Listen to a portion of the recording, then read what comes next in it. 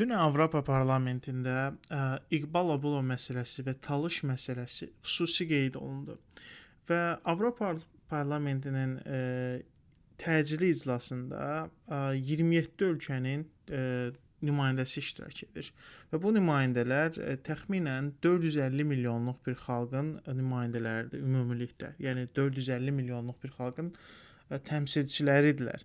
Və belə bir ortamda Talış məsələsi gündəmə gəldi və burada Azərbaycana aid bir çox insanların adı çəkildi.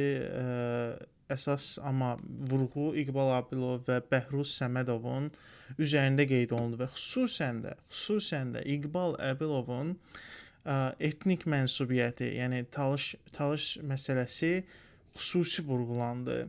Bu həm onların saytında, həm danışılarkən xüsusi qeyd olundu və Azərbaycan xüsusən bu məsələyə görə qınandı.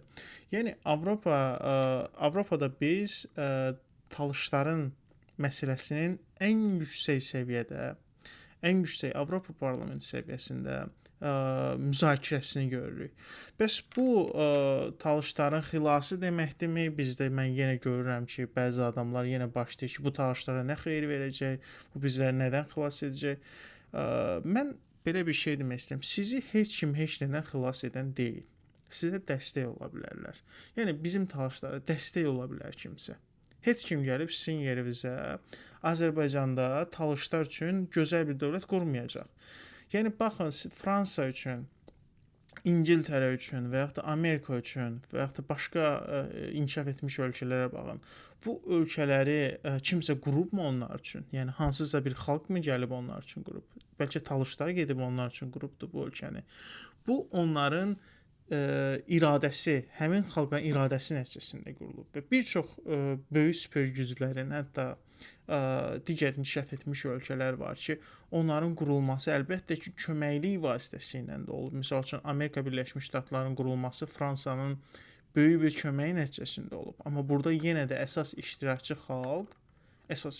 xalq Amerikalıların özləri olub və yaxud da Fransadakı inqilablara baxın, İngiltərədəki proseslərə baxın, İrlandiyadakı proseslərə baxın.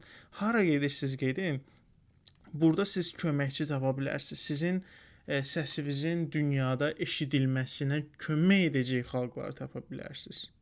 Tamammı? Amma burada gəlib siz axtaracaqsınız, kimsə gəlib sizin yerinizə ölkə quracaq. Bu nağıldır. Bizə köməklik edilə bilər. Həm informasiya cəhətdən, bəzən maliyyə cəhətdən də bu ola bilər. Bu da ölkələrin özlərinin ortaq maraqlarına baxılacaq. Bunlar üçün birinci öz maraqları maraqlıdır təbii olaraq. Necə ki bizim üçün maraqlıdır. Bir Talış öz məsələsindən danışanda hər hansı bir fransızın, Amerikalının məsələsini mi düşünür? Onlar niyə bizim haqqımızda düşünməlidir? Yəni bu məsələlərdə biz praqmatik olmalıyıq. Baxın, Talışların 30 ildir başını doldururlar ki, nə bilim Rusiya gələcək, bunları xilas edəcək və yaxud da Xamneyi gələcək, bunları xilas edəcək İranla. Bunlar hamısı nağıldır, nağıl. Belə bir söhbət yoxdur. Heç kim sizə heç nə verəsi deyil. Baxın, İran hökuməti daha çox türklərə sərmayə qoyur. İranda daha çox türklərə sərmayə qoyurlar. Nəyə görə? Çünki bunları daha çox narahat edən məsələdir. Xomneyin daha çox anasını söyürlər. İlham Əliyevlə əl sıxışırlar. Nəyə görə? Yenə deyirəm, Azərbaycan mətbuatı daha çox Xomneyin anasını söyür. Baxın Talışlara. Talışlar nə edir? Bəzi bizdə Talışlar var. Xamneyə heç nə deməyin. İrana heç nə deməyin. Siz İranla bağlı heç nə deyə bilməzsiniz. Və güya bu insanlar da şiədir, nə bilim, bu insanlar güya müsəlmandır. Şiəlikdə belə bir şey yoxdur ki, sən liderin hər dediyinə oturub duracaqsan, səhv olsa belə. Biz sözümüzü deməyi bacarmalıyıq. Demirəm, biz kimisə anasını söyməliyik. Talışlar bu səviyyədə xalq deyil. Amma bunu mən sadəcə misal olaraq deyirəm ki, yəni kim kimə nə edir və bunlar kimə necə münasibət bəsləyir. Amma burada biz Talışlar üçün hər hansı məsələnin həllinə istəyiriksə, real danışmalıyıq. Yəni bizim qabağımızda olmamalıdır ki, nə bilim, İran bizi xilas eləyəcək, girəcək dövlət quracaq bizim üçün və ya da Rusiyadan gəlib bizim üçün dövlət quracaqlar. Belə xalqlar, belə ölkələr bizi ancaq istifadə etmək üçün, bizim səsimizi yatırmaq üçün belə bir şayələri buraxır ortaya. Yəni bunların əlində deyildimi 30 ildə bir şey eləsinlər. Var idi və heç vaxt eləməyəcəklər. Bunların proqramında bu yoxdur və həm İran, həm Rusiya talışlarla o şərtlə razılaşacaqsa, talışlar Azərbaycanın içində əsas gücə çevriləcək, aparıcı gücə çevriləcək. O halda bizlə razılaşacaqlar. O halda bizlə hesablaşacaqlar.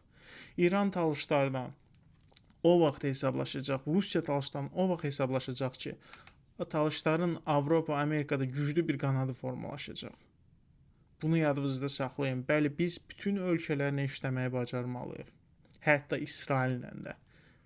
Bəli, İsrailin etdikləri mənim də xoşuma gəlmir bu dəqiqə. Amma Türkiyənin də elədikləri xoşuma gəlmir. Nəyə görə Rusiya və İran Türkiyə ilə işləyə bilər, biz İsraillə heç vaxt işləyə bilmərik. Düzdür, hal-hazırda gündəmdə belə mövzu yoxdur. İsraili ümumiyyətlə bizi maraqlandırmır, amma perspektivdə varsa bu, biz etməliyik bunu. Baxmamalıyıq. Ay nə bilim, filan kəs belə danışır, filan şeydə belə oldu. İstənilən ölkənin tarixinə gedin, orada soyqırım var, istənilən tarixin keçmişinə gedin, orada hansı bir qaranlıq səhifə var. Buna qalsa biz oturmalıyıq, heç nə eləməməliyik. Mənim dediyim talışlar birincidir siyasətidir. Yəni bizim maraqlarımız birinci olmalıdır. Və təbii ki, bizim talışçılıq məsələsi var, tarixdə İrançılıq məsələsi var, şiəlik məsələsi var. Biz bunlara da hörmət etməliyik. Amma bu demək deyil ki, biz gedib hər hansısa bir dini şəxsiyyətin qabağında alçatmalıyıq, ona heç nə deməməliyik. Xeyr, İranın səhvi varsa, bu public deyilməlidir, ictimai şəkildə açıqlanmalıdır. Rusiya da elədir. Necə ki, Avropa və Amerika barədə Azərbaycanda ictimai şəkildə qınaqlar olur, talışlar arasında qınaqlar olur və buna heç kim pis baxmır. Rusiya da bizim üçün bir büt deyil və yaxud da İran da bizim üçün bir büt deyil və bizim məsələmiz Avropa və Amerikada genişləndikcə bizim səsimiz daha yaxşı çıxacaq, daha aydın çıxacaq. Bunu yadınızda saxlayın və heç vaxt kimisə tənqid etməkdən çəkinməyin. Bəli, söyüş söyməyin, mənim də bunu istəmərəm, yəni söyüş söyməyək. Hər hansısa bir nə layiq bizə hərəkətlər bizə yaraşmaz. Amma bizim məsələmiz həmişə birinci olmalıdır. İranda biz hər kəsin işləməyi bacarmalıyıq. Panirancısı ilə də, dindarı ilə də, digərləri ilə də. Amma onlar bizə hər hansısa bir əmr verməməlidir ki, get filan şey belə elə, sən mənim nə bilim dini liderimi təriflə, o dini liderin heç öz ölkəsində hörməti yoxdursa. Mənim nəyə hörmətim olmalıdır ona? Mənim hörmətim ancaq həmin dini liderə və ya da Putinə o halda yarana bilər ki, onlar talış xalqı üçün hansı bir qələt eləsin. Hər hansı bir yaxşı bir işi görsün. Məsələ bu qədər qısadır və bunu provokasiya etməyə çalışan adamlar var ortada. Yəni ortada gəzişirlər, nə bilim biz belə eləməliyik, Rusiyanın tərəfində olmalıyıq, İranın tərəfində olmalıyıq. Bunlar girəcək bizə dövlət olacaq. Pulsuz pendir tələdə olur. Yəni bu məşhur bir məsələdir. Talışların özü güclü olmasa, talışlar öz məsələsini hər bir ölkədə, dünyanın dörd bir yanında təbliğ etməsə, bu məsələni bizim üçün həll edən heç kim olmayacaq. Heç kim. Bunu yadınızda saxlayın.